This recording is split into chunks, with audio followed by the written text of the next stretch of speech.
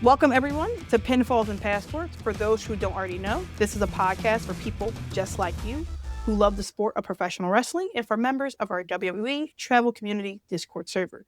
If you are not a member yet of our travel community, come join one of the fastest growing professional wrestling communities online. You can find the Discord invite link here in our podcast bio. And don't forget to follow us on Instagram at Pinfalls and Passports, on X at Pinfalls and Pass, and TikTok at Pinfalls_Passport. And don't forget to follow and subscribe to this podcast to keep up to date with all the things involving the wacky world of professional wrestling. My name is Mirah. This is Pinfalls and Passports. And I'm joined today by Dorkchop for our AEW happenings. How are you doing today, Dorkchop? I am good. I am excited to get into this. I got to get better about watching AEW. But listen, you about to be at a pay-per-view. You got to get into it. But you do have some time. You do have some time. So I've been catching things here and there. Yeah. But before we start, I wanted to shout out our server has increased at least 60 members within the last week. It's exploded. It's exploded, and I'm so happy. It's WrestleMania season, wrestling season, convention season. There's a lot of stuff with wrestling that is happening, but the big event is surrounded by this. But this week, we have a lot to discuss with AEW. We are about 3.5 weeks away from Revolution. Yes. We've had some title changes. We've had some ticket announcements, multiple ticket announcements actually, and event announcements, and we're going to jump into that. Yes, we are. So, we had a little hiatus, but we're just going to discuss briefly Collision from February 7th of 2026. During that, we had a TNT Championship three-way match. It was Tommaso Ciampa versus Claudio Castagnoli versus Roderick Strong. That was a really good match. They're all super technical. If you didn't catch that match, I definitely recommend catching it. Tommaso Ciampa does retain during that match, but after, he's confronted by someone named Kyle Fletcher, and this is setting up a future TNT Championship match. We'll get into that. I have notes about it, but that's fine. I see what we're doing here. And then following that, we had a tag match. It was the Young Bucks. They defeated the Gates of Agony. Then we had some singles matches as well on this card. Kevin Knight defeated Scorpio Sky. Mina Shirakawa defeated Viva Van. Viva Van, I'm actually a really big fan of her. I seen her at ROH during the tapings back last summer. So a big fan of her. And Thekla defeated Brittany Brooks. And this honestly helped accelerate or have her gain her momentum with her upcoming bout with Chris Statlander, which we'll hear a little bit more about. So Chris Statlander teased a future stipulation for their match, which was a strap match for that following AEW Dynamite. But we'll get into it. And then there was a mixed tag match, which was Wheeler Yuta and I drew a break. So it was Wheeler Yuta and Marina Shafir. They defeated Dante Martin and Zeta Steel. And then there was an 8-man parking lot brawl, which was a lot of fucking chaos, if you ask me. You had Eddie Kingston, Ortiz, Desmond Xavier, and Zachary Wentz. They defeated the Grizzled Young Vets of James Drake and Zach Gibson, who teamed with Big Bill and Brian Keith. And then Chris Statlander was attacked by Thekla and Sisters of Sin. But this set up their match for the strap match that happened on the February 11th version of Dynamite. And we're about to get into that. Yes. So, Dynamite kicked off from February 11th. It kicked off with Kenny Omega and Swerve with a promo. It was a very solid promo, in my opinion. The promo ends with them fighting, okay? And they fight into the crowd. They fight on the ramp. They just fight. So we know the current feud for those two is just each other at this point. But I guess the end goal will be the AEW Men's Championship sometime in 2026. And then we had a trios match, which was the Death Riders of Pac, John Moxley, and Claudio Castagnoli versus the Don Callis family, Kenote Tateska, Mark Davis, and Josh Alexander. To me, this is starting to feel repetitive with Don Callis family and Death Riders, but I know this was leading to the Tateska and a Moxley match. This is what this all is coming to. But it was a really good match. I did enjoy it. Mark Davis, to me, is going to be a 2026 breakout single star, especially if Jack Doyle is not back in time. But it was really, really good. Claudio Castagnoli lifted Davis. Okay. Mark Davis is not a small man. No, he is not. He is a very beefy boy. So that to me was just mind blowing. But Claudio, as we know, he's really strong anyways. But it was just mind blowing that like it happened because also Claudio is now way older. So for him to retain and maintain his mass and his strength is phenomenal to me. Yeah. He has to work twice as hard to maintain the strength he had. Yeah, like this is crazy. But the Death Riders do take the win here in this bout. So following that, we had Kyle Fletcher versus Tommaso Ciampa. Mm-hmm. I say this every time I see Kyle Fletcher. He's a star. From the entrance, from his gear, from his moveset, he's a star. But Ciampa looked really good as well. I'm hoping that they do begin a feud, but it was a banger match. Ciampa, he kicks out from a fucking brainbuster, which was kind of insane to me. But Kyle Fletcher does win the TNT Championship. He is now a two-time TNT champion. My only issue I had with that was Ciampa only had an 11-day reign. I'm sad. But I'm expecting more opportunities for him. But we'll see. This felt like once again, Tony gets a shiny new toy from WWE and plays with it for a little bit. And now where do we go with Ciampa from here? Because I'm worried about his booking going forward. Right. I know right now he's on vacation with his family, so maybe he wanted, Tony wanted to give him a big little, hurrah coming in. But also, Kyle Fletcher will now be defending his championship at Grand Slam Australia, which is where he's from, Australia. So I'm like, okay, hometown boy coming back with the belt type thing. Okay. I'll let y'all have that. But post match, I think Kyle was like, I'll face anybody. Mark Briscoe comes out. This is their 7th fucking match. Okay? This is their 7th match. Okay. And I was like, all right, this is what we really want to do, I guess. But I can't deny when Kyle and Mark are together, it's pretty much, it's going to be a solid match. Like you can't really complain. Like they typically have great matches, but I hope to heavens that this is the last one. But they made the match at Grand Slam Australia a ladder match. So that was really awesome to see. Yep. But the big announcement from this February 11th edition of Dynamite is that all in tickets go on sale. The pre-sale will be March 16th, and the general sale will be March 20th at 10 a.m. I think Great Britain time, if I'm not mistaken. Meantime, yep. Yes. So that is going to be for me 4 a.m. Central time because I will be on vacation when these tickets come out. So I will be up at 4 a.m. Trying to get my tickets on pre-sale. But I am so excited.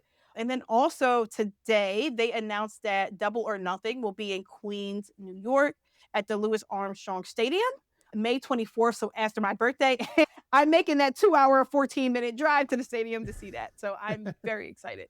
And I believe tickets go on sale for that March 2nd or 3rd, something like that. But putting those aside, putting all-in tickets on sale during WrestleMania build-up is diabolical.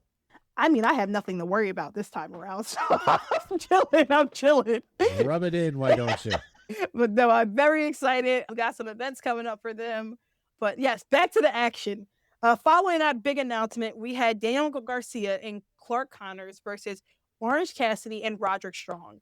This was a really good match, but Roderick Strong leaves mid-match. So making this a handicap match. Darby does come out to make the assist for Orange Cassidy, and he attacks Clark Connors. Orange Cassidy is fighting with all his might, and he pulls out the win with the most infamous move in professional wrestling, the roll-up. I was like, she is building this up too much. What is she doing here? Yes. But post-match, Toni Storm is in the crowd. Like she watched the match from like a little box or whatever. And she cuts a promo just saying like, if she loses, she's okay with losing her hair. Because remember, at Grand Slam Australia, it will be Orange Cassidy and Toni Storm versus Wheeler Yuta and Mina Shafir in a loser loses their hair match. But Tony's like, she's okay with it. But then Wheeler comes out, Marina comes out and, interrupts her. And they have Mina Shirakawa and they cut a piece of her hair. And that is Tony's girl. You can't do that. That's Tony's girl. That's rude. So going into that, I'm like, we have nothing to really worry about. Tony is not losing her luscious locks. If No. like, before a big show, if the heels come out on top, typically, the baby faces are safe. Or Yeah, pretty much. so I hope. Or so I hope. But after that, we had a 3-way tag match to determine the number 1 contenders for the tag titles. We had the Young Bucks versus the Rascals versus the return of Private Party. Private Party is such a fun tag team. If you've never seen them, definitely look at some of their old matches. They are former tag team champions themselves. They have been out of action for over a year. I'm not sure what happened, whether the contracts or injuries, things like that, but they are now back. I popped, I shedded a few tears. I liked them a lot. The match was great. It displayed talent of all 3 teams. The Young Bucks do take the win. So now we have number 1 contenders for the tag titles. So FTR and the Young Bucks again? Don't you know it? How many times can they go to the well? See, I was rooting for the Rascals because I feel like this would be a good pop for them. But we're seeing the Rascals a lot in trios, in tag. So I'm like, I know the Rascals will have their time. Then Private Party just came back. So I was like, well, it's either going to be... Honestly, all of them had a good chance because it was a lot of like sequences. And they're all high flyer type teams. So, and super kicking teams. So it was really entertaining to watch all 3 of them. But yeah, FTR and Young Bucks once again, unfortunately. It is what it is. Mm-hmm. Then we had another Billy Goat package. Come home, sweet prince. Come home. I'm waiting for you. But no, I think Will Ospreay will be returning sometime soon. I'm so excited for his return. And I just want him as healthy as possible because I know he's going to be a workhorse for this company when he is back, like he always is. But I think he will be coming back really, really soon. And then for our main event. Mm-hmm. Now this I did that stupid little man. That stupid little man. I'm actually not too upset. I just anyway. It was Thekla versus Chris Statlander for the women's championship in a strap match. Both women are powerhouses. They look so fucking strong. And this was a fucking match. I feel like this is one of the best women stimulation matches I've seen in a while. Yeah, really rough and at times uncomfortable to watch. It was hard hitting. Mm-hmm. And I really did enjoy this a lot. So they both had strong spots, but the Sisters of Sin, they come out and they assist Thekla. The Babes of Wrath are already in Australia. They're doing promotion for Grand Slam Australia. So there was no backup for Chris Statlander, like on site until after the fucking match. I'm like, well, why the fuck you come out now? What the fuck are you coming out now for? But Jamie Hayter and Alex Windsor did come out at the end of that match to save Chris Statlander from getting a royal beatdown. But Thekla is now your new AEW women's championship. Well, women's champion. I'm happy with the results. I wanted Chris to have a little longer reign, but I feel like her reign was really a really good reign. Like she, proved herself against Toni Storm in a solo match. She proved herself against Mercedes Moné. She beat her. I think Mercedes had 2 up on her. She beat her when it finally counted. I think she also had a match with Jamie Hayter. She beat her. She beat Thekla like that first time. So she's had matches where it solidified her as a champion, and I'm not upset about that. I just don't want Chris to get lost in the sauce. That's my only hope. Yeah. That's the danger here. Is like once you lose the title in AEW, you literally do go back to the end of the line, and there's a danger in being forgotten. Mm-hmm. Now I will say, because that was our main event on that episode of Dynamite. Chris Statlander did have a promo during Grand Slam Australia, basically saying like, essentially like, I'm not done with you yet type of thing. So maybe there will be a best of 3. I don't know if it'll be on Revolution because that is coming up, or it'll be on another episode of Collision or the Dynamite, but we will see.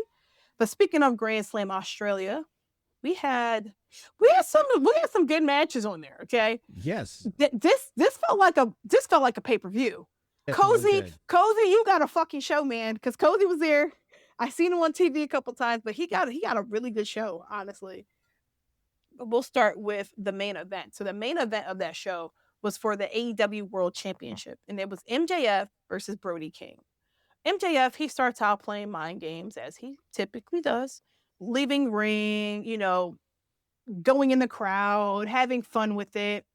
And Brody's like, all right, come on, dude. Come on now. And when Brody starts gaining offense, he's so good. He's so athletic. He's really agile for a big guy. Yeah. He can move around the ring. And he's so strong.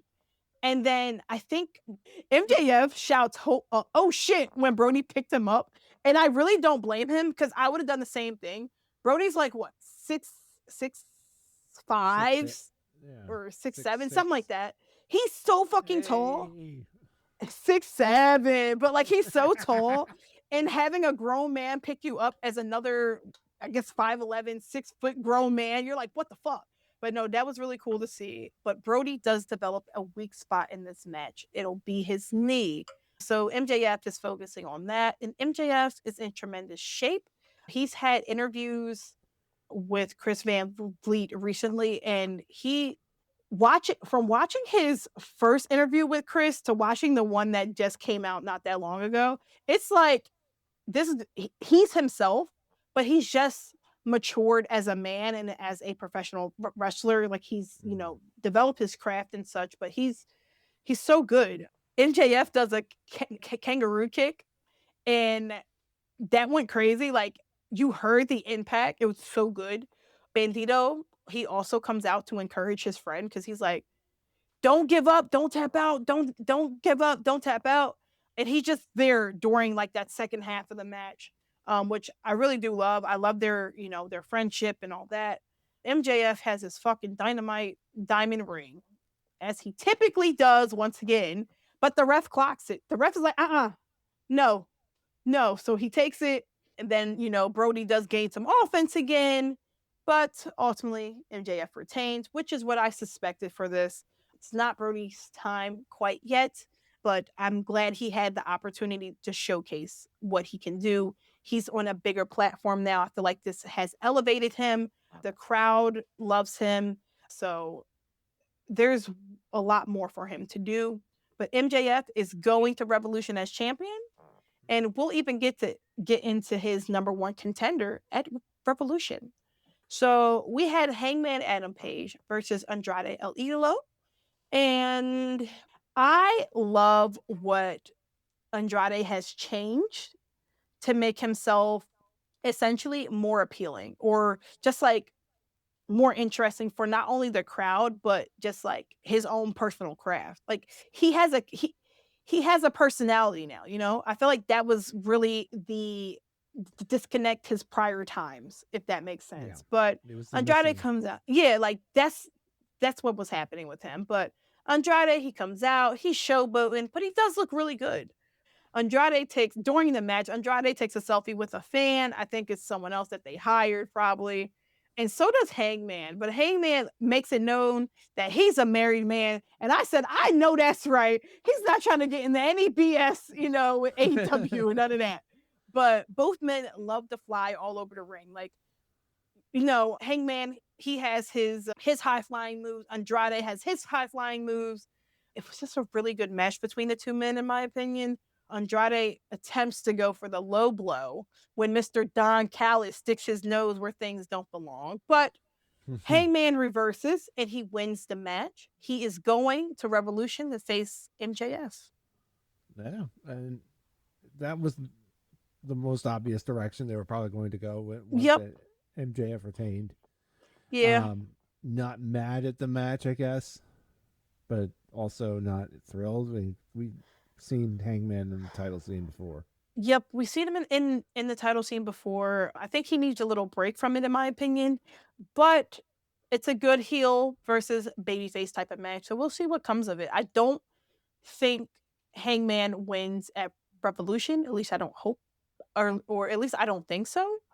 But or I hope he doesn't. I want MJF to hold this title a little bit longer. I feel like you can do a lot more with MJF as champion. And this goes for like all of professional wrestling. Your heels are going to put on better matches than your baby faces. More than likely, your baby faces are good chasers. They're not good, like they're not good at like having good feuds unless it's against that same heel. But I really hope he does retain. And then this match actually, I believe, opened the show. It was Jon Moxley versus Konosuke Takeshita. And this was for the AEW Continental Championship. This match was my favorite match on this card. Yeah. This was my favorite match. So with it being a Continental Championship match, there is a 20-minute time limit to this match here. The two start out really slow. It's a bit of a stalemate. They're really technical. The crowd loves both men. They're screaming, "Go Mox, go Takeshita." Like they're very just much like enjoying the match of like in itself. Takeshita, he's so close to winning multiple times during this match. But Jon Moxley is kicking out of the most insane shit ever. And then Moxley lands a Death Rider. Takeshita kicks out of that. And then the two are still going at it. The ring announcer announces that there's 5 minutes left. They're still just hitting these big ass moves and kicking out of it. So it's like, oh, okay. Oh, okay. And then we hear 1 minute remaining. And you're like, oh, okay, it's one of those. It's one of those matches, huh? Mm-hmm. And the match ends in a time limit draw, which, in my opinion, doesn't hurt Takeshita at all. In my opinion, it just proves that he can handle. He can hang with him. But the crowd is not pleased. And from what I was seeing on the internet, Moxley calls an audible because he reads that off the bat. He relays the message to the ref. And I guess his audible was have him hit a finisher on me. And the ref relays that to Takeshita, and then the two get into each other's face, and Takeshita hits his finisher. Moxley is knocked out. In my opinion, this was a really good match. The match ruled, but they're not done yet. This match ended in a draw. So we're going to see this again. How do you feel about that? I'm excited. I think Moxley is in his babyface era. I think the crowd loves him right now. He, he's now in AEW, I guess, more than he's over in Japan. So the crowd is also loving that as well. I like it. And they're really technical together. Even though Moxley has this grit about him, I like them together. So I'm not upset. I think Takeshita does take this belt, though. So in the next at match, the end of this feud. You see Konosuke Takeshita. It's a tongue twister. It is because I fuck it up all the time. But do I see him winning the belt there? Maybe not, but it could happen. It could be a best of 3, or he could just take it the next bout, honestly. But I think he does get that belt. I just don't know when, because they may save it for like a big event or something. Like they may save it for either a Revolution or, in your case, Dynasty. So I really hope it's something like that, because whenever I think of that event, I think of like all the belts on the line, So hopefully so. Then we had the Mixed Tornado tag match where the loser shaves their head. So Toni Storm and Orange Cassidy. I did see this. Okay, you did? Okay, good. Toni Storm, Orange Cassidy, and Wheeler Yuta. And so at the start of the match, they take this into the crowd. They're fully emerging in intergender wrestling. And to me, it's beautiful because you really don't see a lot of that. You see it more on like the indies and stuff. And it's really hands rated E for everybody. And it was really cool to see. And I love seeing the women attack the men, in all honesty, because I'm like, I know that's fucking right, because we can do the same shit that they can do. So that was really cool to see. Wheeler hits a psycho knee, and Orange Cassidy moves out the way. So then it hits Shafir. And that was sick because it takes her out of the ring. So that was really, really, really cool. And then once she's out of the match, they're able to put their focus on Wheeler. So Tony hits a hip attack, Yep. Orange Cassidy hits the Orange Punch, and Tony hits the Storm Zero. One, And two, we get the three. 1, 2, 3. And Wheeler got to shave his head. He runs out the ring like a little bitch. That's just Marina sitting there holding his hand while he's getting his head shaved. That was so funny. That was so While funny. Mina and Tony and Orange are taking turns cutting piece of his head off, basically his hair off. And my favorite part was Luther. He was dressed up as a barber, so it was Yes. just like funny because he was just like, everybody gets a turn. That was really fun. And then we had the AEW Women's World Tag Team Championship match. Babes of Wrath, Willow Nightingale and Harley Cameron versus Mega Bad of Megan Bayne and Penelope Ford. Now, Harley looks amazing in the ring. I feel like she'll be 2026 most improved. And I want to say Megan and Penelope work really well together. They had some good creative sequences, like off the top rope type of moves, Megan Bayne like holding the opponent and Penelope's doing like cross bodies and such, or like a leg drop or elbow drop, just off the top rope. But they have some good creative sequences there. The Babes of Wrath do retain using a backslide pin. Harley Cameron gets the win in her home country. You love to see it. Harley Cameron has become one of my faves. She's gold. Love her. Love her. Absolutely. I love it when she breaks out the puppets. Yes, I love when she has like a little puppet. And the fact that like that's like one of her hobbies or something that like she does is really, really, really fucking cool to me. Oh yeah, no, I've seen her do ventriloquism and it's absolutely hilarious. Post-match, while Babes of Wrath celebrating, Lena Cross, she comes out and ruins the celebration. Mega Bad and them start to attack Babes of Wrath. So is it safe to say Megan Bayne is coming after the TNT title soon? I believe it is. Because she wasn't only holding the tag belt, she was holding that that TBS title. So I'm like, okay, this is happening. This is happening. It's happening. And then this should have been the main event in my opinion, only because Kyle's in it. It was the ladder match for the TNT Championship match. Mark Briscoe versus Kyle Fletcher. I liked the match. I know I said I didn't want them to fight again, but I really did enjoy this ladder match. Kyle he's so good. But I did write in my notes. I said, I know commentary is tired of Don Callis. He's out here every other fucking match, okay? Yep. I would be tired of seeing him. I'm not going to lie to you. I'd be like, oh my God, here he go again, man. But I did spot Cozy a couple times during this match.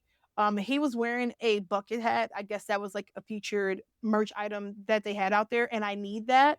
I need that for All In. So that was really nice to see. But back to the match, Briscoe had some offense, but in my opinion, Kyle Fletcher had majority of it. It was a spot outside the mat, outside the ring, where Mark Briscoe climbs the ladder, and then Kyle Fletcher like pops up and he tosses Briscoe like so effortlessly. And Briscoe, like his back hits the end of like the actual like ring post, or like right there, like right there at the ring. And I said, ooh, like they have some nasty spots. And then Kyle was just soaking in the reception from his home country. He was just enjoying everything. We get blood during this match. And I want to say, I think this is the only match we got blood in, which was acceptable. Like you don't need blood in every match. And I think they're starting to figure out and balance that stuff there. It would be nice to see them kind of rein that in on EW programming, the amount of blood. I mean, because like you touch Jon Moxley like with a fingertip and he's bleeding. Right. Yeah. And Jon Moxley's been really good without having it. So I'm like, because being a Continental, champion, typically you're having very technical matches, so you don't require blood. So thank goodness for that. But we do get blood during the ladder match. Briscoe hits a J Driller on the ladder, which was like, I was like, oh, this is what we're doing? Okay, cool. And then Fletcher hits a brain buster off the ladder, which was fucking amazing. Okay. That was incredible. And then Fletcher does climb the ladder. He retains. And I know I said that the Continental match was one of my favorite matches, but this was also one of my favorite matches of the night. I wasn't expecting this to be one of my favorite matches, but it was. I'm excited to see who Kyle goes against next. I don't know if it's going to be Ciampa. I don't know if it's going to be somebody new in the picture. I don't know if he takes a little break, but we have Revolution around the corner. Dynamite will be on Wednesday at 8 p.m. on TBS and HBO Max, which is pretty soon from when we're recording right now. So I'm very curious to see the post Grand Slam Australia breakdown. I know we're going to get Kenny Omega versus Swerve Strickland during tonight's show. So I'm very Ooh. excited to be tuning into that. But we have been Pinfalls and Passports. All right. And you can edit that out. You can edit this part out because I want to say this has been Pinfalls and Passports and peace out. But yeah. Again. Yes. That has been Grand Slam Australia. Looking forward to watching Dynamite and Collision leading up to Revolution. We do have a few more weeks until that build, but we have been Pinfalls and Passports. Good night. Peace.